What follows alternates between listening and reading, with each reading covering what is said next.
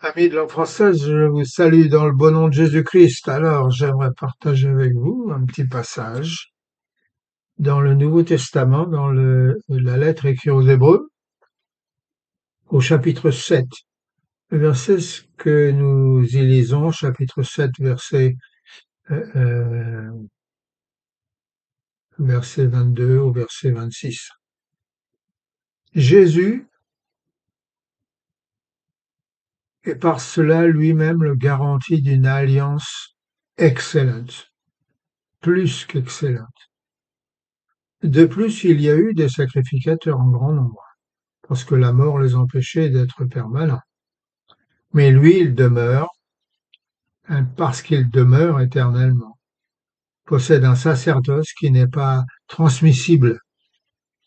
C'est aussi pour cela qu'il peut sauver parfaitement ceux qui s'approchent de Dieu par lui, étant toujours vivant, pour intercéder en leur faveur.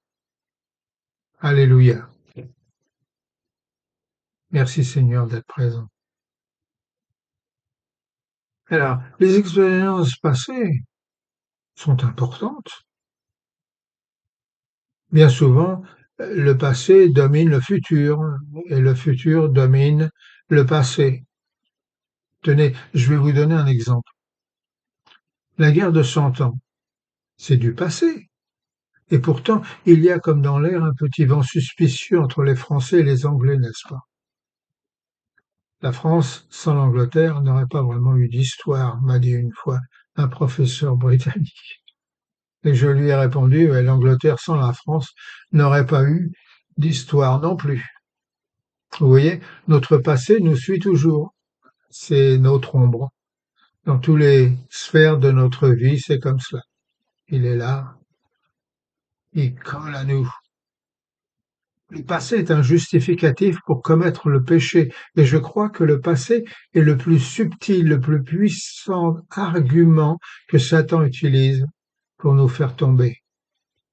À cause de vos défaites passées au travers de tentations, vous pensez que vous êtes obligé, forcé, destiné à commettre le péché dans le présent et dans le futur. Eh bien, moi, je vous dis, mes amis, que ce n'est pas vrai. Et j'en veux pour preuve ce passage de la Bible qui m'assure que Christ peut sauver parfaitement. D'ailleurs, cette phrase, il sauve parfaitement, est écrite sur la majorité des bancs des pénitents en Grande-Bretagne. Et ce n'est pas pour du décorum, mais pour indiquer la qualité de ce que l'on va trouver en venant à Jésus-Christ. C'est la marque de fabrication qui nous fait savoir par qui, par quelle puissance et de quelle mesure notre vie va être transformée si nous venons à lui en toute sécurité à ce banc des pénitents. Puis-je vous demander, mes chers amis, avez-vous l'assurance de cette promesse? Êtes-vous l'heureux possesseur de cette expérience? Pouvez-vous me dire du fond de votre cœur qu'il sauve parfaitement? Peut-être que votre expérience de ce passage biblique s'est confinée à quelques délivrances de péché dans votre vie, mais en ce qui concerne ce que vous savez être la ruine de votre union avec Jésus-Christ, alors là, c'est l'hécatombe. Au moment le plus vulnérable de votre vie, vous avez échoué lamentablement en toute connaissance de cause. Durant votre jeunesse, au travers de l'âge mûr et probablement dans votre vieillesse, vous avez essayé de trouver les forces nécessaires afin de vivre ce parfait salut, mais vous avez subi une écrasante défaite. Les forces qui vous enchaînaient ont réussi à vous conduire à faire ce qui est mal aux yeux de Dieu. Ces forces étaient trop puissantes. La bataille était perdue d'avance.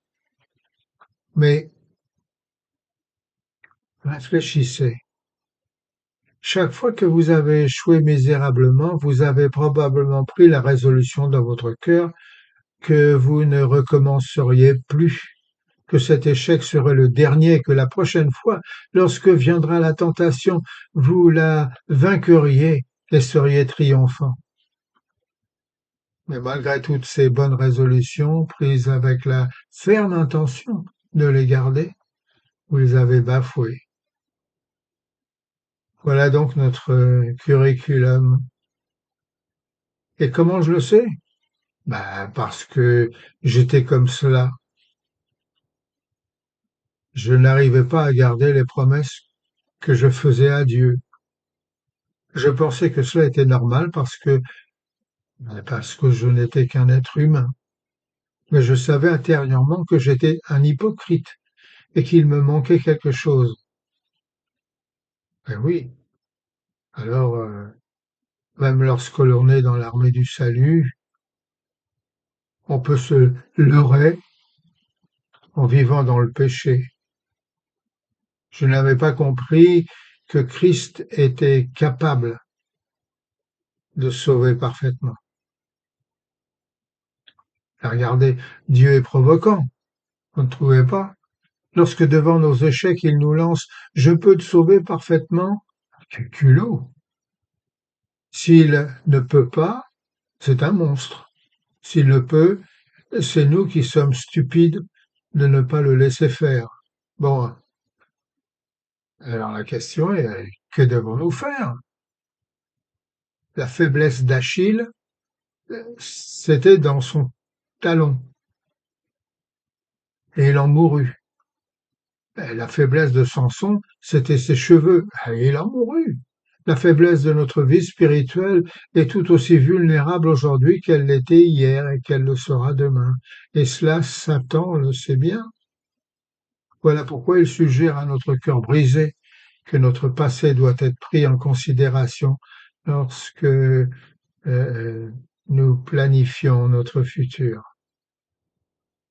Dieu, lui, regarde au présent et au futur. C'est naturel, c'est chez Satan de vous accueillir et de vous faire croire que votre futur comme votre passé ne peut être jonché que de défaites et d'échecs, car pour lui, le passé doit compter. Mais regardez attentivement à ce verset que nous avons partagé ensemble aujourd'hui. Il peut sauver parfaitement. Vous voyez, cette promesse de Dieu nous est donnée malgré des millions d'échecs. Dieu connaît tous nos échecs. Il connaît le côté tragique de notre vie. Il voit ce qu'il y a de meilleur comme de pire en nous. Il comprend le terrible dilemme qui martyrise notre vie. Il ressent nos désirs et nos élans à vouloir faire ce qui est bon et juste. Et malgré tout cela, notre Père céleste chuchote à notre pauvre cœur. Hey, je peux te sauver parfaitement. Satan dit que le passé doit compter. Dieu nous regarde, lui, avec amour et compassion, et voit ce que nous pouvons être, devenir. Alors, mes amis, êtes-vous prêts à lui faire confiance? Croyez-vous qu'il peut? Le croyez-vous lorsqu'il dit «Je guéris leur infidélité»? Osée chapitre 14, verset 4. Le diable vous gifle avec le gant de votre passé. Dieu, lui, nous donne une vision de notre futur. Il est capable, il peut sauver parfaitement.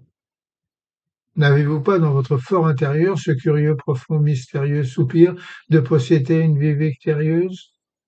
N'est-ce pas raison de dire que ces ardents désirs ont été souvent sapés, voire détruits, parce que vous les avez considérés au travers d'une vision vouée à l'échec? Maintenant, Dieu vous appelle à regarder ce à quoi votre âme soupire, avec la vision de ce qu'il a, lui, votre Père céleste, en réserve pour vous. Lui seul peut vous sauver parfaitement, mais il faut lui faire confiance. Les chaînes de la vanité, de l'orgueil, d'ambition, d'égoïsme, de la mauvaise humeur, même si elles sont domptées et réprimander les chaînes de la malice, de la haine, d'esprit de vengeance, celles de la convoitise, de la paresse, de l'envie. Toutes ces chaînes peuvent être brisées par la puissance de l'amour de Dieu dans votre vie. Il peut sauver parfaitement, vous savez. Êtes-vous prêt, durant cette nouvelle année 2026, à lui faire confiance? Maintenant, à vous de choisir. Dieu vous garde.